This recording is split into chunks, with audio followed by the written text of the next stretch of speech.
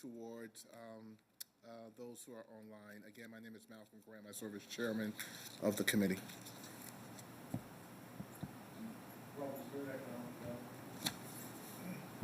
Holly Eskridge, Economic Development. Vanessa Matthews. Alexis Gordon, Economic Development. Christina Thigpen, Economic Development. Donata Jackson, Office of Constituent Services. Todd DeLong, Economic Development. Christy Floyd, Economic Development. And those who are with us virtually.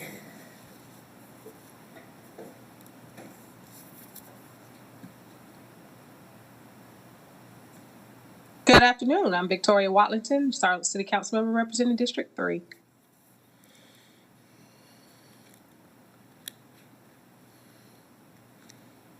Greg, like to introduce yourself?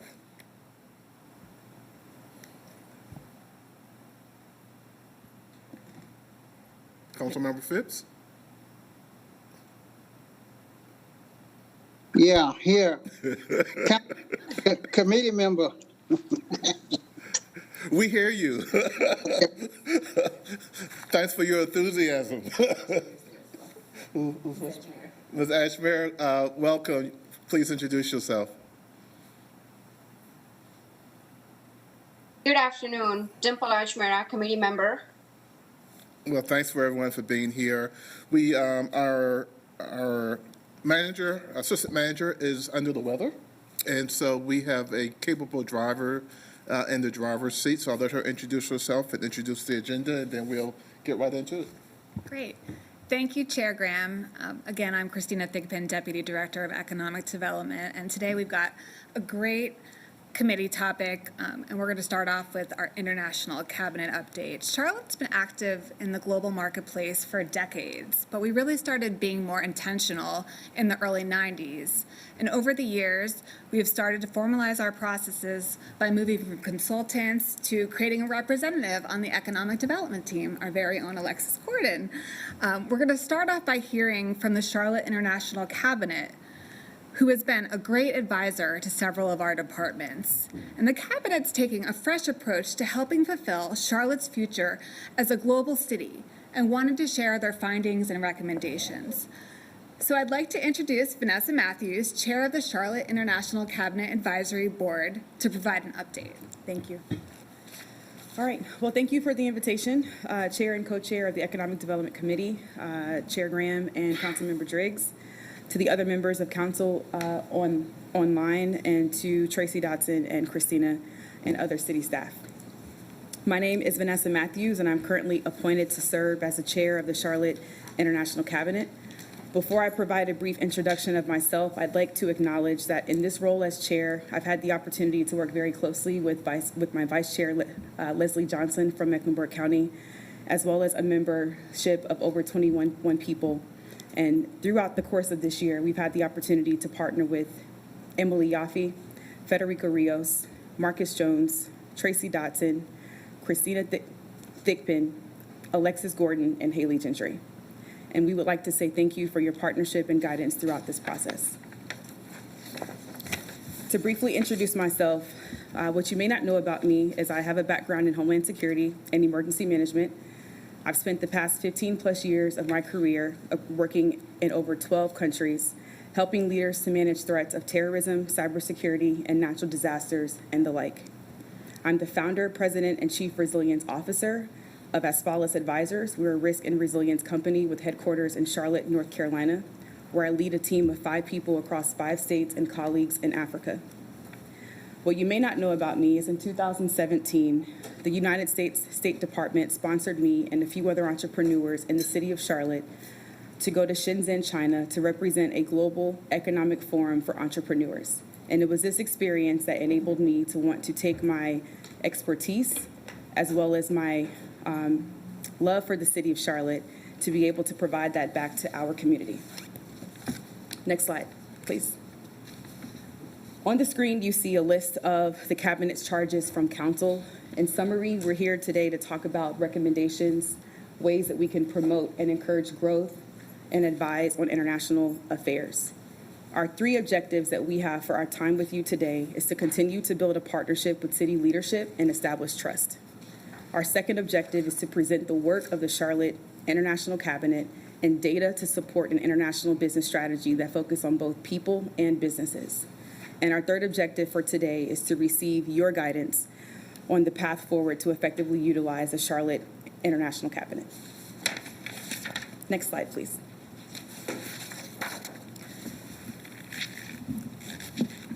Being a global city includes a few primary elements: active support of immigrant integration, attracting and supporting foreign direct investment, and enabling local small businesses to be competitive in the global marketplace.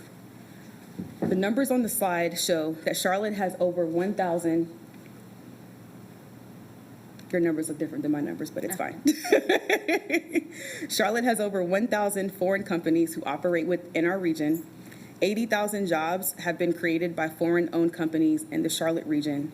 Over 19,000 immigrant-owned businesses in Charlotte Metro, and 87% of North Carolina exporters are small and medium-sized enterprises. As an advisory board responsible for promoting the views of Charlotte's international community, the Cabinet commends the city on this commitment for being a global city. Charlotte is making progress in these areas. Next slide, please. The additional numbers that you see here show that we have potential, and the point that we want to make on this slide is, according to the New American Economy, an organization that assesses U.S. cities and how supportive they are of their foreign-born populations, Charlotte is becoming more welcoming both socioeconomically and in terms of intentional government policies that promote immigrant integration. The city's overall score has improved in each of these areas since 2018 consecutively. However, Charlotte ranks number 36 out of all cities assessed nationally on these measures, with 5 of our peer cities scoring higher on this index, to include Atlanta, Seattle, Long Beach, Houston, and Columbus. In North Carolina, Charlotte scores higher than Raleigh and Durham, but lower than Greensboro and Winston-Salem. Next slide, please. In the packet that we provided today, the International Cabinet has spent over a year putting their thoughts and recommendations based on their expertise together for 7 recommendations that we would like for the city to take into account and into consideration. The 3 things that I will focus on today are highlighted in green: strategically including immigrants and workforce development and jobs efforts, creating an international business strategy, and leveraging the United Nations Sustainable Goals to strengthen our approach to growth and development through Charlotte's 2040 plan. Next slide, please. Thank you. So our first recommendation is to strategically include immigrants in workforce development and jobs efforts. The immigrant buying power is growing our consumer market with a spending power of more than $7 billion. Nearly $3 billion of that spending power is for contribution and paid taxes. What the data on this slide shows you is that there is a pronounced diversity and systemic racial gap in workforce representation. Minorities are overrepresented in vulnerable industries, and they earn lower income. Immigrants are prevalent in healthcare and construction, and the income and labor force participation are wider compared to our white and Asian peers. Our city separates, same slide, thank you. Our city separates economic development and immigrant integration. However, when we look at our peer cities, each of them takes a very different approach for how they approach this work. Companies coming to the city or the immigrants coming to the city of Charlotte are all coming from the same global system. Cities like San Antonio and San Francisco have trade, protocol, and the Immigrant Integration Office within the Economic Development Department, and they're making an intentional effort to address all immigrants and not just one sector. Our goal as the Cabinet is to partner with the city to ensure we are not missing out on opportunities that other cities are taking advantage of. We want to show you on this slide that these numbers are of potential, and we're not reaching our greatest potential. We have the numbers in the workforce. However, we do not equal a solution to the wealth gap, which is a current crisis in our economy. We are missing out on opportunities to ensure that wealth rises across every community in Charlotte. And the lack of policy, the bias in programs, and the lack of intentionality to focus on upskilling minority and immigrant populations is impacting Charlotte. Our second recommendation is to create an international business strategy on the next slide. 2022 data shows 50% of international businesses are in Mecklenburg County, and Charlotte is a large percentage of that number. 2019 data shows that we had nearly 20,000 immigrant entrepreneurs. When cities are making decisions and strategies to weigh against strategic goals, this lays out a plan for how we can purposely make a difference and change our trajectory and not be outpaced by peer cities.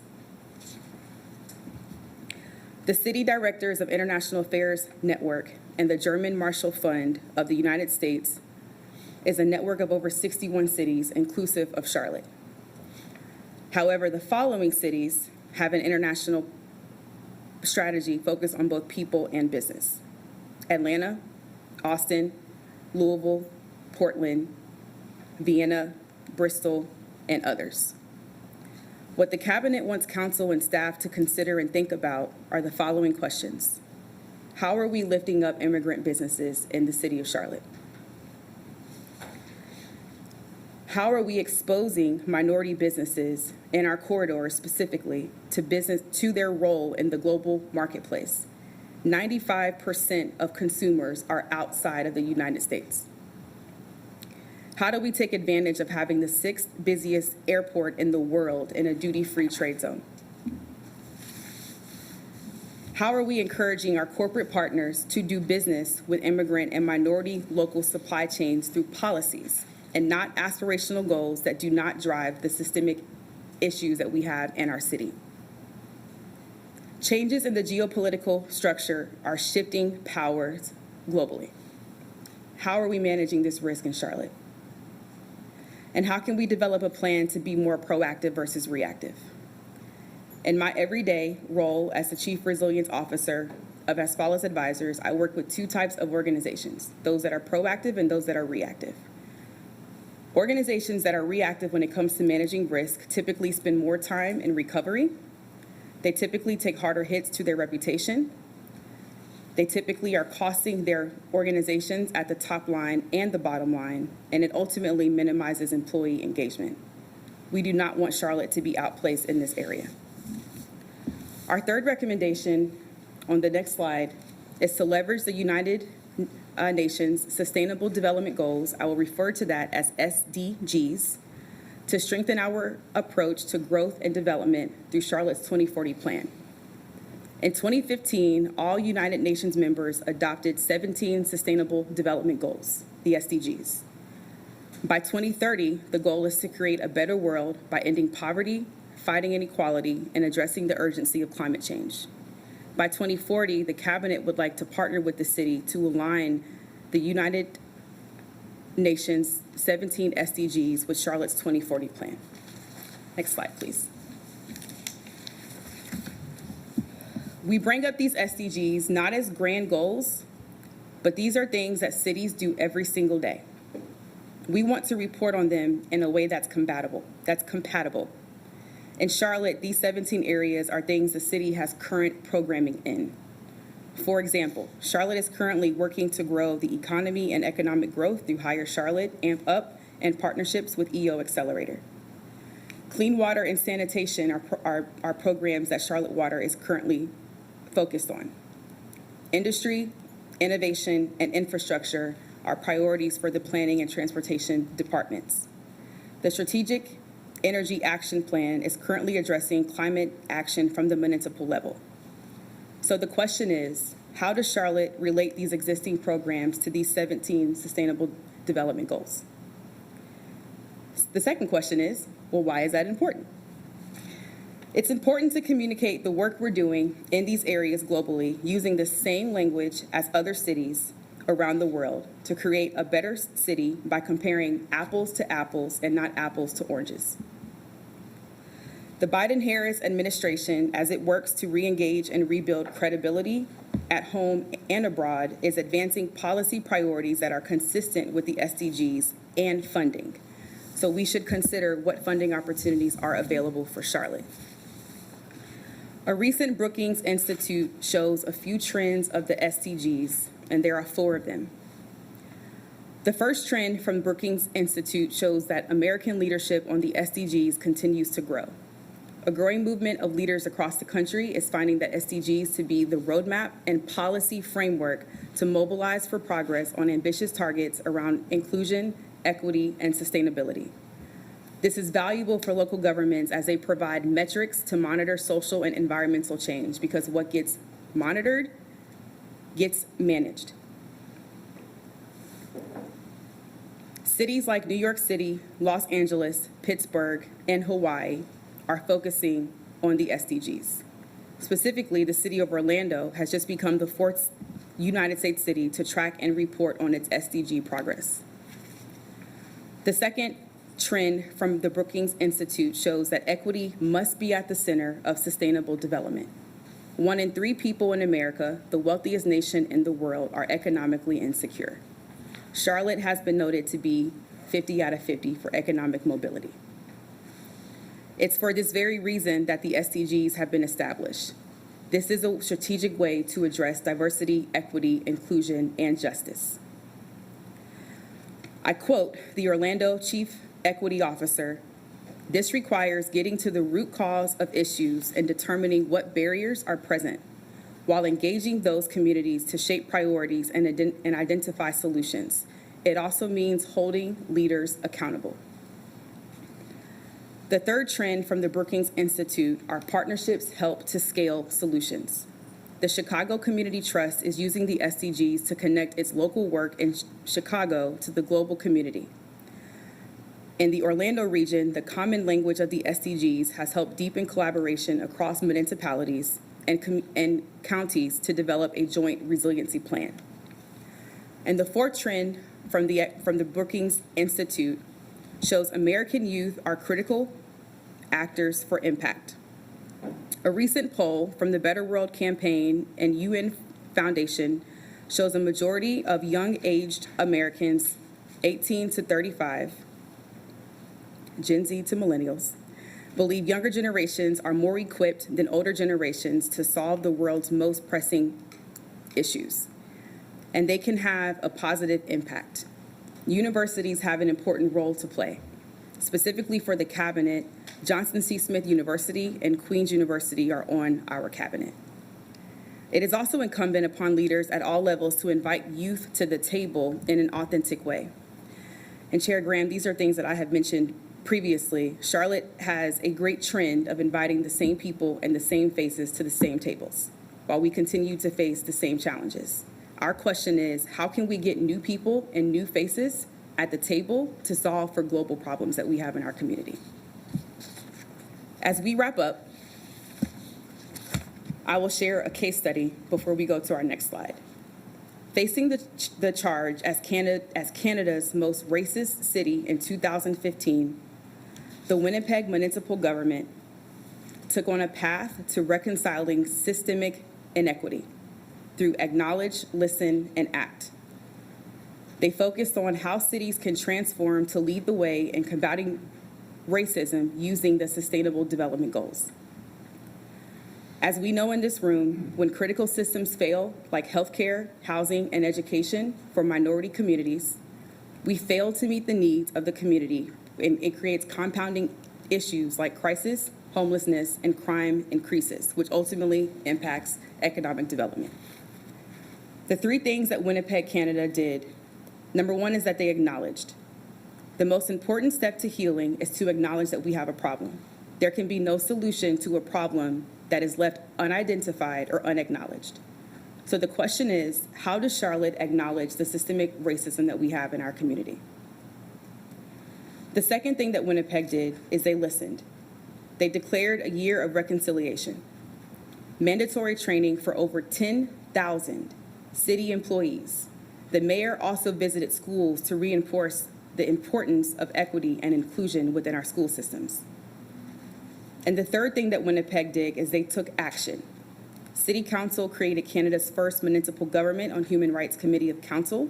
It's an advisory body to the mayor and city council on human rights, equity, diversity, peace, access, and disability-related issues and trends that impact their community. The City of Winnipeg also worked with the Human Rights Committee of Council to create 2 new policies for action: the Newcomer Welcome and Inclusion Policy and the Equity, Diversity, and Inclusion Policy and Strategy. During the last number of years, Winnipeg has transformed from a community that questioned the existence of racism itself to taking substantive steps to combat racism. Canada's journey of reconciliation is ongoing, and Winnipeg is leading the way. Our next steps and recommendations are to partner with the economic development staff to address these recommendations on the next slide that we've talked about today.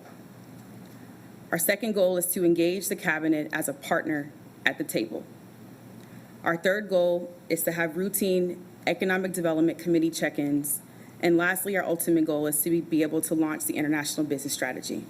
Before we open it up for questions and answers, I do have a few colleagues online as well as those in the room who will help to answer the questions that you may have.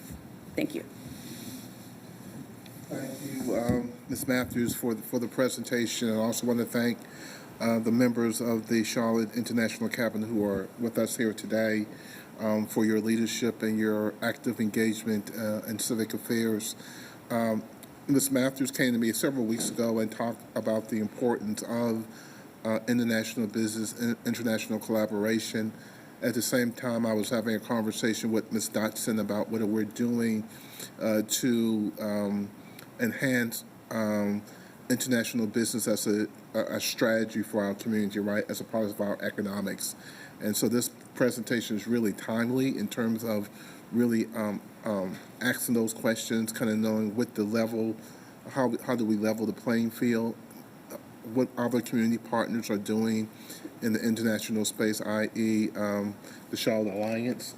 I really would like to know how are they helping us out as we begin to think globally about the impact that can have on our local economics here in Charlotte. And so I thought the first place to start was kind of listening to those individuals we as council members appointed to help us lead the way. So thank you again for the presentation. And I will open up the floor for questions from the members present.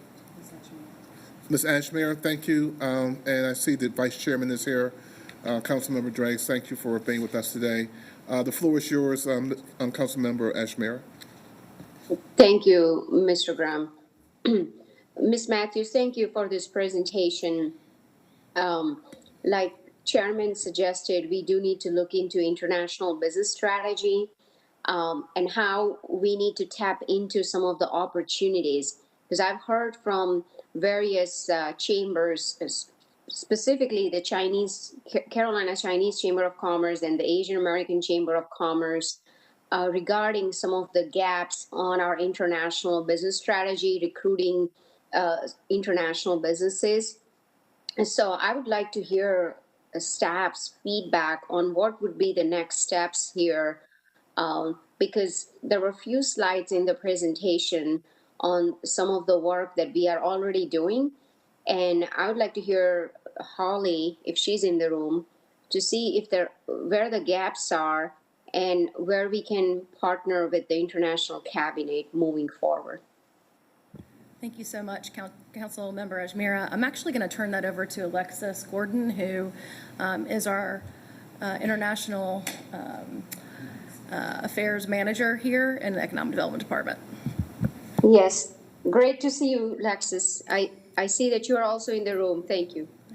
Happy to be here and always happy to help. I won't go too in depth because we do have a little bit of an overview of what some of the things we are doing, but I think you're right hearing from partners that there are gaps. A lot of that comes out of the pandemic itself. We saw a large change in how international affairs is conducted, along with how business is conducted. As Vanessa, the chair of the cabinet, mentioned, we are seeing some change on the global stage to where power is and how that affects trade, how that affects immigration, migration as a whole. And so there are some places that I think in the next few years we should probably reach out more to our partners to work on that. We do a lot of that. It's just bringing it back into activity now that the pandemic is winding down. So we'll talk about some specifically how we do that, but there are things like memorandums of understanding that we can do. For example, I work very closely with both the North American Chinese Chamber and the Carolinas Chinese Chamber on engaging with the Deputy Chief of Mission who came down from Washington just a few weeks ago.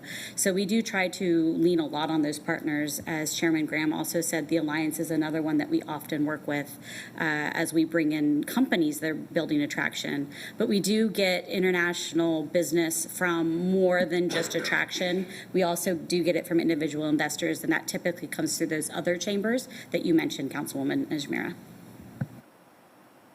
Thank you, Ms. Gordon. I'm looking forward to seeing a plan of action moving forward. Other question I have, Ms. Matthews, in her one of the presentation slides, she mentioned about 50% of the entrepreneurs are immigrants. Could we pull up that slide?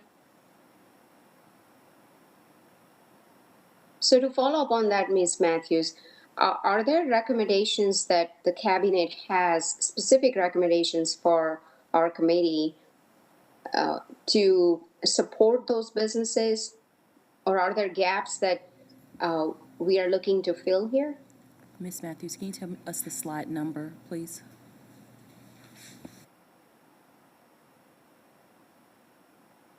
Slide number 4, please, Wendy. Thank you, Councilmember Ajmera. I'm going to pass that to my colleague, Akofa, from the Alliance. Thank you so much for that question. I'm a researcher at the Alliance. I'm part of the Charlotte International Cabinet, and we worked a lot indeed with Alexis and her team to bring here more than 1,000 international businesses in the city and in the region, in the Charlotte region. We talk about how more than 50% of those businesses are located here in Mecklenburg County. And they are usually, their first choice when they come here is the city of Charlotte. Okay, all right, thank you. I think I will go with the first slide that talks about 17% of foreign-born people being here in Charlotte. Right now, with the new census, we have about 274,000 foreign-born people here. And one of the contributions to those numbers are the international businesses that we bring here. And when people are located or making those decisions to come here, they think about bringing their families, their employers, and employees' families to relocate here. So that contributes to that 17%. I'm making sure that I'm responding to the questions here. I think one of the other questions was just looking at the fact that it's in here we're talking about workforce. It's the 50% number, I think, Councilmember Ajmera, that is the number of people that are highly educated that are coming out of our immigrant population. Oh, okay. And then our small business owner percentage in the MSA is roughly 33%, I believe. It still holds about that percentage at the time. And so what are some of the recommendations the cabinet has to engage that highly educated workforce and also that third of our small businesses being immigrant owned? Okay. So the 50% here are foreign movers in the region. So people, this speaks to the migration patterns actually that are coming here. And what we've seen in the census is that these people are either highly educated, so they have bachelor degrees, masters, or higher to the PhD level, or they just don't have any degree at all, like they just have some type of high school degree. And what we've seen from the cabinet side is that engaging with community colleges that offer non-credit courses, continuing education opportunities. And I think Ms. Matthews will agree here when we are working on these numbers that the best approach is to really engage with those community colleges, understanding the pathways and the talent pipeline that we have here for those people.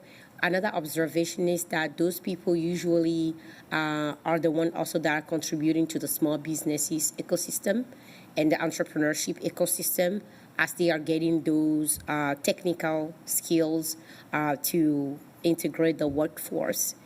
I think the third thing that I'll say about this population to conclude is that we've worked as the Alliance, we've worked a lot with the Federal Reserve Bank on looking at the community colleges patterns and pathways as a whole.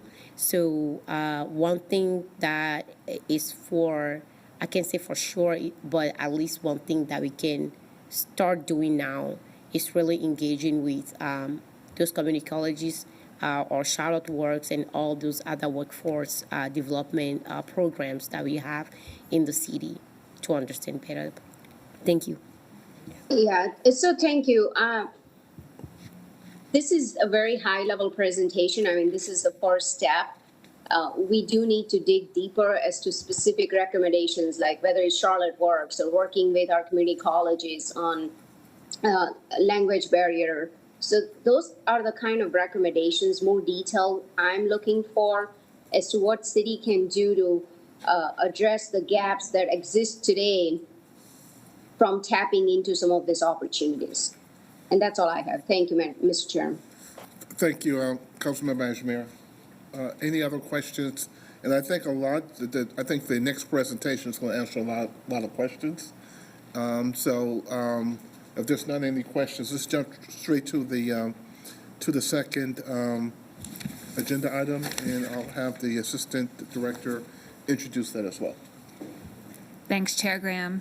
So as we mentioned, we thought today would be a really good opportunity to share economic development's current efforts as a level set so we can begin to assess our priorities and identify new opportunities when it comes to international business. And, as the pandemic begins to loosen, global interactions, whether through trade or people, are continuing to pick up pace. So now's a really good time for us to take a look at what we're doing so that we can be more proactive. I think that's the key word Vanessa mentioned earlier about encouraging growth of international business. So I will hand it over to Alexis Gordon, our International Business Manager and Chief of Protocol, to walk through our current efforts.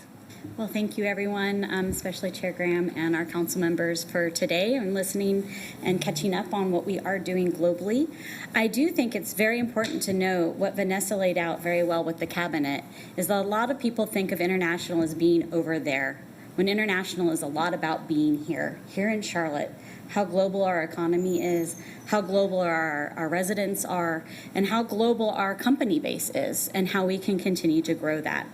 So I'm going to, again, keep it a little high level, but please do ask questions and let me know how I can assist in giving you a little more dive into what we do, what we're currently doing. This does have some of the things we've done in the past. Again, as we have said, as we are coming out of the pandemic, this is an opportunity to look at what we have done and what we are doing and where we can go from here so that we continue to capitalize on the wonderful opportunities that we have in our global system. So for Charlotte, on the next slide, we really break economic development work into 3 areas on global issues. That's diplomacy, trade, and how we work with our small businesses. So on the next slide, I talk a little about how diplomacy and delegations, this is what I think most of our council members, this is where you've probably engaged with me the most. You're meeting a school group that's coming in who might be here from a sister city, or you're meeting a group of entrepreneurs that are coming in from International House, or we have an ambassador coming to visit. So on the next slide, I'll dig into this a little bit more. We actually have 2 full diplomatic consulates in Charlotte. Both of these are here because of our immigrant population. It is based to give services for those who have visas, but also to look at what business opportunities we have, not just with the immigrants that have come from those nations, but also those nations themselves. Additionally, under protocol, we deal with a lot of incoming delegations, everything from journalists to people who are working in equity work from other nations, looking at what we are doing so that they can also share what they are doing and their best practices. When we look at our global relationships, a lot of times you'll hear about MOUs and memorandums of understanding. This is one of those areas where I think we could have more growth. They are formalized, non-binding agreements that we make. We currently have one standing at the moment with Shenzhen. As you heard Vanessa say, she had her first opportunity to go to Asia because of an MOU, this agreement we have with Shenzhen to really look at entrepreneurship here and in that city in China. Another thing that was mentioned by the cabinet was our Center for Public Diplomacy. This is a national and North American focused roundtable. We were one of the first 10 cities that were invited to be a part of that roundtable, along with New York, LA, Houston, and Atlanta. So it was quite important for Charlotte to be recognized as a player in city diplomacy, as this is a relatively new field in the United States. Currently, we are very active in the German Marshall Fund's City Directors of International Affairs, where we have been sharing a lot of best practices between cities on how do we deal with different issues from migration all the way to how do we help our immigrant entrepreneurs and even foreign direct investment. So this is just another network. I like to say a lot of times when I talk to people, our network is our net worth. So we get a lot out of working with others and finding out how we can share best practices, not just with our peer cities in the US, but our peer cities globally. Next slide. The other thing we do is we look a lot at trade. Trade can be broken down into two areas. Really exporting, how do we encourage our local entrepreneurs and our local business owners to do exports, and also landing foreign direct investment. So on the next slide, I'll dig into those two areas. When we look at attraction and attention, we really want that prestige. We want people to see Charlotte as a great place to bring their city. We have over 1,000 foreign-owned companies in our region. Many of you know a lot of the German companies that are here through the apprenticeships that they do to help grow our workforce in Charlotte. But also you know of companies like Arrival, who just recently came in from the United Kingdom, who's helped bring us some more prestige in that climate action space. Bringing that company in.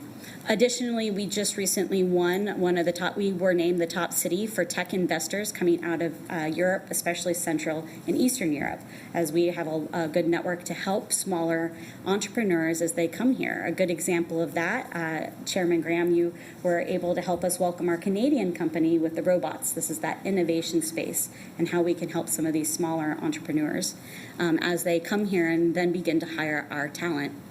Another opportunity that we have had with, as Councilmember Ajmera mentioned a moment ago, the Asian Chamber and the Chinese Chambers, we have done Select USA spinoffs. Select USA is a program that is done through the U.S. U.S. Department of Commerce to help bring attraction of companies here. And that brings delegations to come out of Washington, D.C. and actually get to be a part of our community and see our resources for them. Additionally, we have had several trade missions with our mayors over the years. Most recently, Mayor Lyles had a group that went to Paris that focused on fintech, but we have also focused on things like green and clean tech in China. Councilmember Phipps, I know you're on the call, and you've been on one of those delegations as well. It's really a great way for us to get our name out, but also be able to share and recruit businesses while we are abroad. Lastly, and this will lead into the next slide, is our Export Assistance Center. We are a location for the U.S. Department of Commerce for an Export Assistance Center.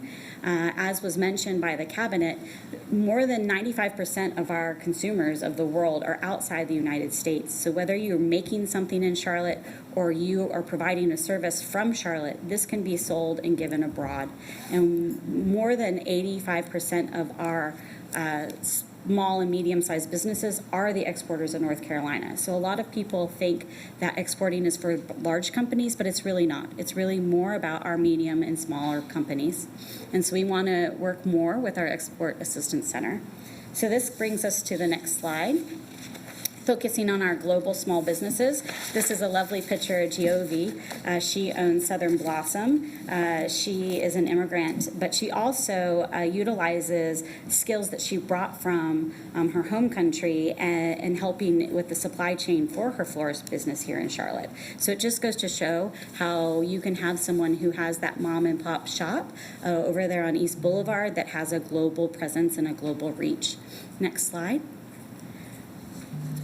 As I mentioned, our U.S. Export Assistance Center has worked with our Business Advisory Committee. We have worked with Greg Sizemore and his team about identifying a way to build a program, possibly bringing back Export Charlotte, which existed for those council members that have been around for a while.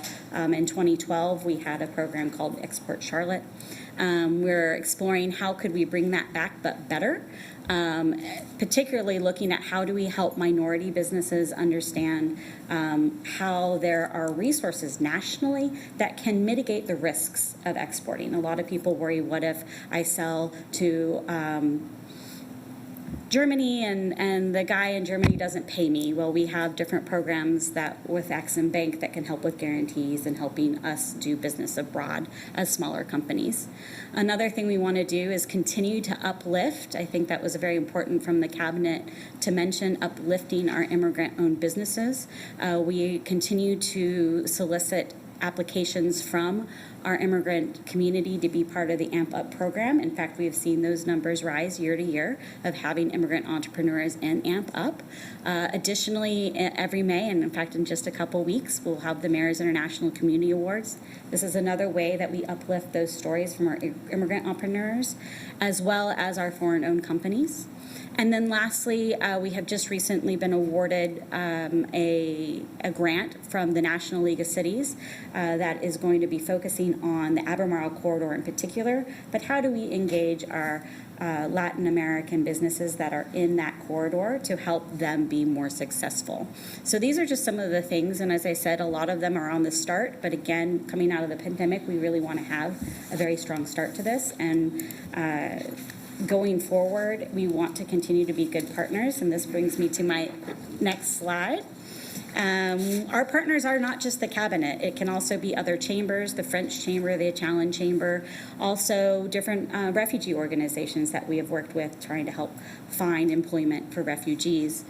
We have several German companies and other foreign direct investment companies that are part of Charlotte Hire. We cannot do this work globally without our partners. One of our most important partners is the Alliance. The next slide, please. On this slide, we had a chance to just give you some highlights from the Alliance. We are going to ask them to come and present on their own, but we didn't want to try to break this up into digestible pieces today. So this is just a highlight of what the Alliance is bringing. They are currently working on a strategy to establish their foreign direct investment plan. This will in turn create a regional playbook that will help drive business through data and help make sure that each of our regional stakeholders at the Alliance will be able to have lead generation that comes through that works for us as their partners. They are also going to grow their team and hire an FDI specialist to help build out the FDI strategy and then integrate that team member into the rest of their economic development to help make sure it is strong across the board. I think it's really important to note that global economic development isn't this separate thing. When we're looking at leads, whether you're a health company in Chicago or you're a health company in Sicily, there is going to be some commonality when coming into our market. And we want to make sure we meet you with the cultural competencies that we will have as staff and with our partners, but we also want to make sure that we are not forgetting that we do have this global market. And it goes both ways. How do we take what is here over there, and how do we bring what's over there here? And that is really how we want to work this. And I think, as you notice, there are no more slides for us as staff for next steps, because we really do agree with what the cabinet says is our next steps. For staff to collaborate with the cabinet and our other partners, the cabinet over the years has been a wonderful partner in bringing in other groups, residents, businesses, and associations to be at their forum to advise. And so we are hoping that they will allow us to come to them for that again, to help us bring in different people from across the community to help create a good plan for moving forward. Because Charlotte is actually one of the first cities to have an international strategic plan in the United States. This is something, I'm sorry, I'll get a little wonky for just a moment. It's what I actually studied in graduate school, but cities have been acting as global actors since Venice in the days of the Republic. And that has moved and changed over time. But we are seeing this renaissance, if you will, of global actors being cities. And as that happens, I think it's the perfect time for the city to look at what the cabinet helped craft in the 90s and how do we bring that up to today. Very good presentation, Ms. Gordon, and all very good information. And I think what we're trying to do today, committee members, is to really level set for how we take off from here. Where do we go from here, right? And so I wanted you to hear from the cabinet itself, and then specifically some of the things that we're doing on the ground already in conjunction with Ms. Gordon, and then anything that we want to add to their plate. So I'll open it up again for any questions from the committee members who may have something. Mr. Phipps? Yeah, thank you. I'm encouraged by this this presentation today because I must admit that I have heard some complaints in various circles in the international community where it seems as if Charlotte is not being as proactive as they could or should be. And, there's a perception of a certain level of retrenchment, it appears, of our international engagement and efforts. I don't know. I'm interested in hearing what the Alliance would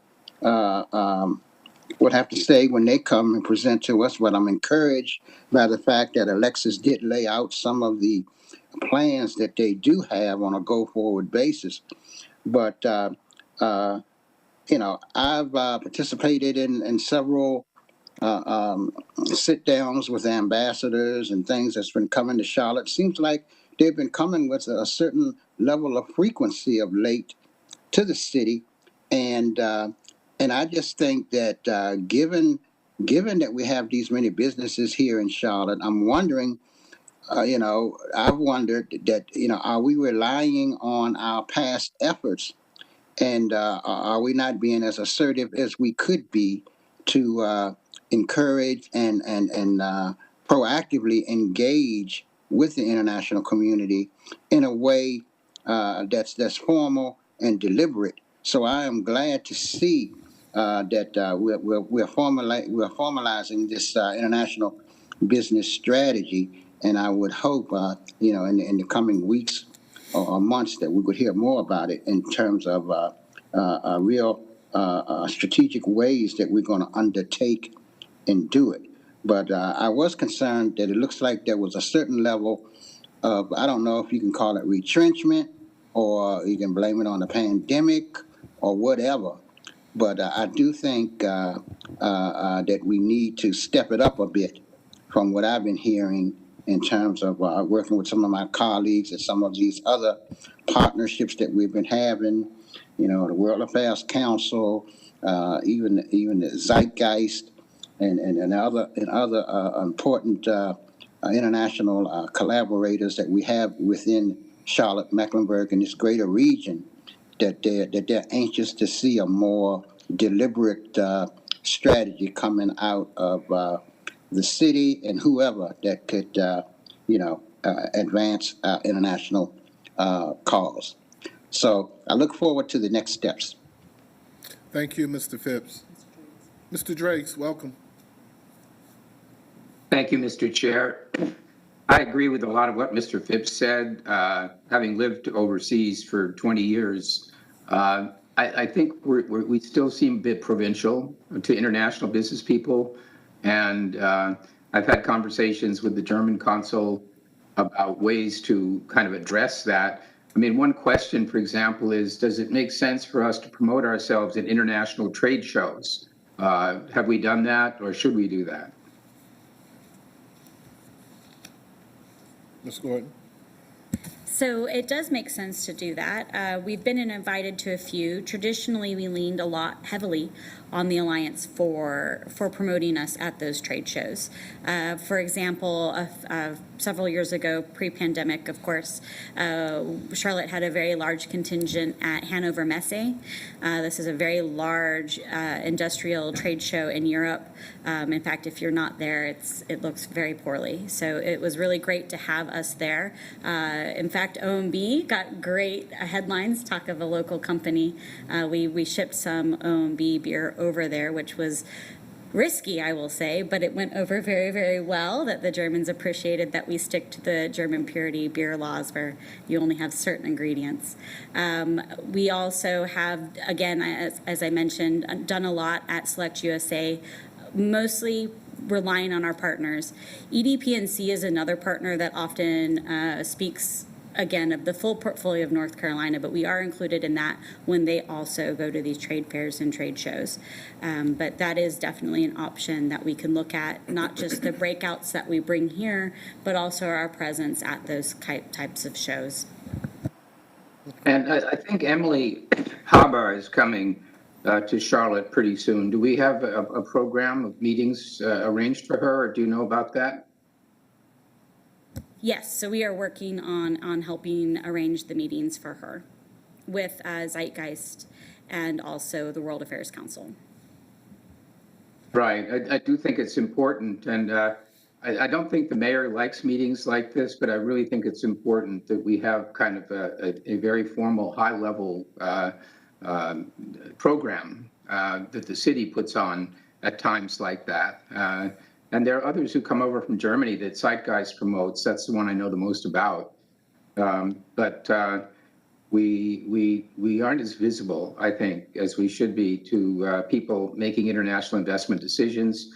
And we have the benefit of a very large foreign business presence here. The German companies, of course, lead the pack and bring with them the apprenticeship programs, which are a great tool for empowering local employees to get permanent employment. So I hope we can focus on interaction with influencers from foreign markets. Thank you. Councilmember Ashmere. Thank you, Mr. Chairman. Great presentation, Lexis. This is exactly what I was looking for, and I'm looking forward to the next steps. And Lexis, I do understand that many World Affairs Council events have ambassadors, international ambassadors that come to our city. And I think that's also a great way for us to welcome them. And I know you attend some of those events, but we got to make sure there is a representation there from the city at those events. Yeah, I would agree.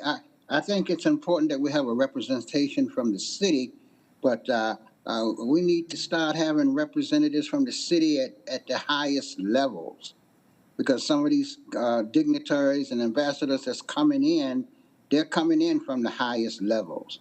And so where they appreciate meeting with a, at-large rep like me, I think they would rather be meeting with, some higher ups, some pro tems or some mayors or something, Yes, Mr. Phipps, yes. Any other? Well, I think this conversation that Vanessa started has ended the way I thought it should. One, I think there is a universal acknowledgement with the committee that there should be, using Greg's word, formal and deliberate attention towards really creating this space for us. Secondly, I think we need to utilize the people that we appoint as expertise to help us lead the way. And so it doesn't mean that the council or the committee has to do the work. It means that we will work in conjunction with the International Cabinet to see that we get to the finish line, and they provide us the type of intelligence necessary to know who, what, when, where, and why, where we need to be, why we need to be there, and the importance of the representations at the highest level of the city, i.e. the city manager's office and the office of the mayor. I think we all get that. And we really appreciate the work that Ms. Gordon has done thus far, right? I mean, so we're not saying that nothing is being done, a lot is being done. I think what I'm hearing is better coordination of what's being done and better participation from us, right? To make sure that it's done in a very formal way and that as Greg has said, that we're very intentional about what we're doing and that we're looking at the outcomes. I also took some notes for staff as they go back. I mean, from what Ms. Ashmera said, which is the whole IE of the workforce development and the small business, the folks that actually here on the ground doing the work that we can engage with to ensure that they're benefiting from Charlotte's prosperity, right? We got 1,000 foreign-owned companies that there's some type of interaction with them on a consistent basis that you're doing, right? Ensuring that we appreciate their investment and there can be more. The whole issue relating to diplomacy and the delegations, and you're right, there's a lot of invites that come our way that I think we ought to be very intentional about taking up and showing up. And the last two in particular is just the whole issue of trading partners, right?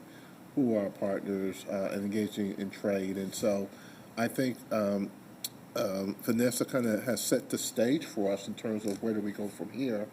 And certainly one thing that I would love to hear is more from the Alliance in terms of what they're doing, how they're doing it, to what extent they're doing it, how can we help, right? And so this is our committee's only 5th month in operation as duly assigned. So we are still level setting in a number of ways, but this is really important because I've been hearing some of the same, not criticisms, but how can we change the gas in our car from regular to premium as it relates to our relationship with international businesses, and how can we be a lot more intentional about what we're doing, right? And that's all of us, the city, the Alliance.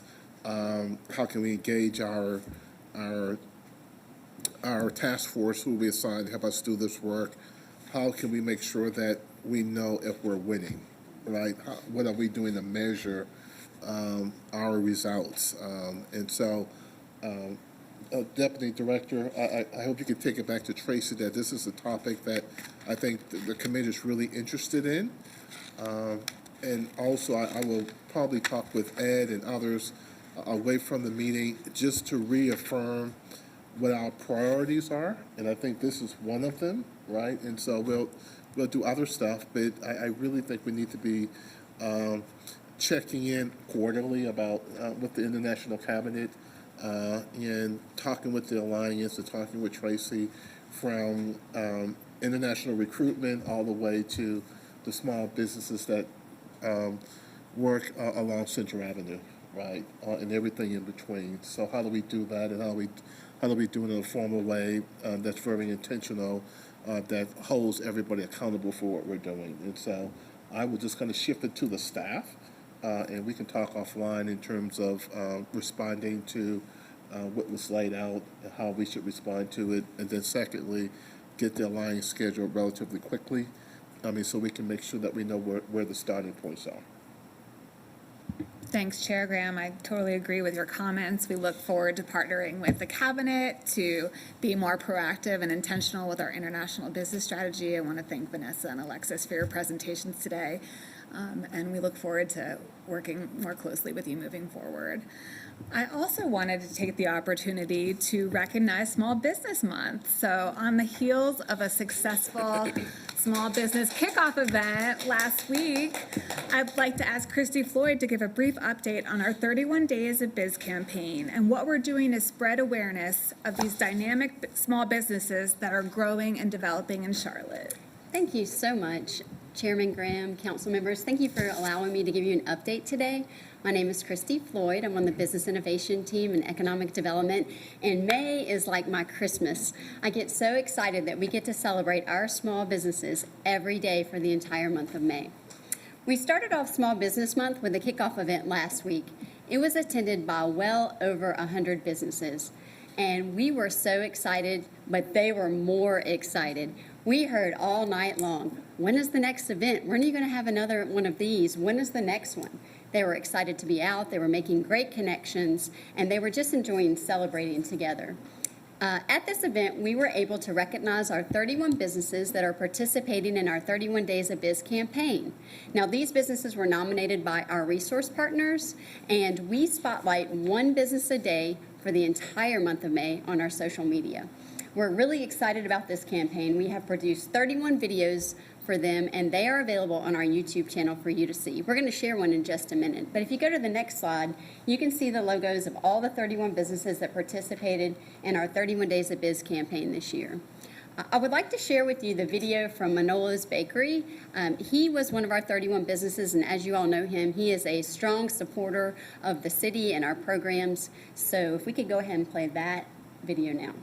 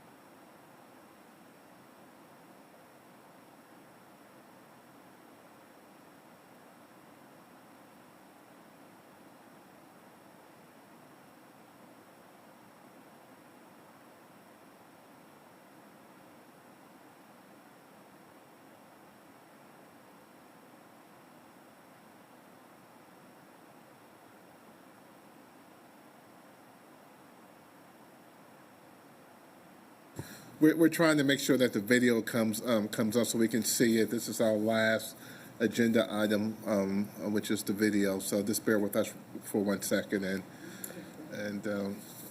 Well, if it doesn't come up, I can tell you it is fantastic, and you can watch it from the YouTube channel along with the other 31 videos. But we're just so excited to be able to celebrate our small business community. I know a lot of you were able to make it to the event, council members, and we thank you for that. It means a lot to our small businesses to not only be supported by the city, but also to be supported by their city council members. So thank you for your time in coming. And it looks like there it is. I'm Manolo Betancourt. I'm the owner of Manolo's Bakery. We sell happiness. We sell cakes. Well, the bakery was founded by the grandpas of my... You need to mute the room. Children, by the mother's side, but I moved to We can send this out. America to become a The politician. video is not working, but I understand there's 31 videos of all the small businesses that we are recognizing for this month. So we're on day number 9, right? And where can they find the videos? So the videos are on our social media, the city's social media, Facebook, Twitter, and they're sporadically on LinkedIn. So you can check them out there. All right, so there you have it. 31 strong Charlotte-based small businesses as we celebrate Small Business Month. 31 days of celebration. We're into day 9, so we got a lot more small business to feature and to promote. And so we encourage you to go to our social media channels to check each and every one of them out. Okay. Council members, we can stay if you want to. We can call it an adjournment. Move to adjourn. Thank you, sir. Thanks, everybody. Bye-bye.